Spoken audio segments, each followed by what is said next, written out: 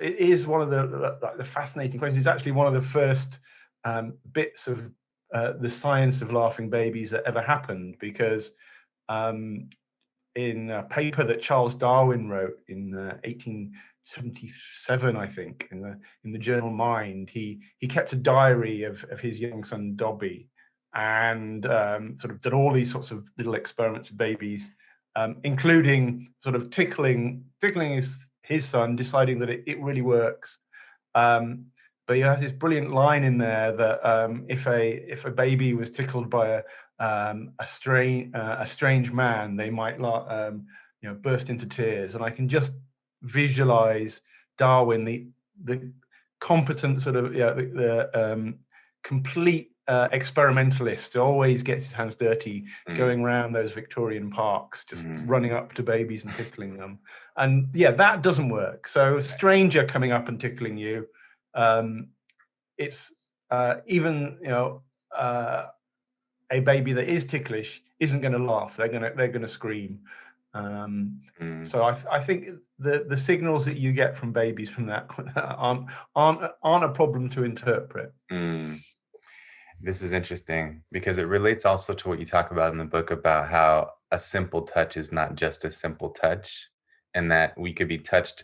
It could be the exact same sensation of the touch against our skin, but the perception is very different based on who it is. It's very much related to our relationship to the person doing the touching. So it sounds like this relates to who's doing the tickling.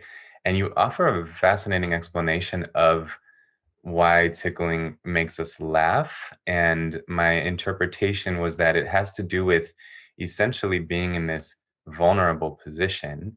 And yet there's this relief that comes with the perception that this person this could be a threat to me, but it's not.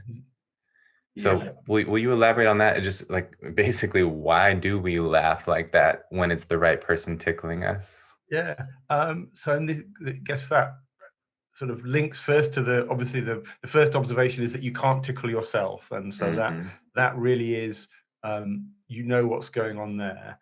And yet sort of the sensation is going to be the same, but the context really matters for what the sensation is.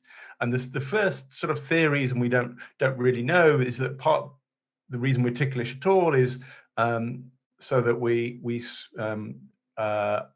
avoid parasites and things, that we can push away ticks and fleas that might be sort of burrowing on our skin. So that's a pretty gruesome starting point to that ticklish sensation. But when that sensation comes from your mother or father lovingly, sort of with a big smile on their face, creating the same sensation, it's I compare it a bit like being on a roller coaster, that it feels dangerous, but it's safe, and so those of us that go on roller coasters enjoy that sort of controlled unpleasantness, and I think tickling has a lot of the same features.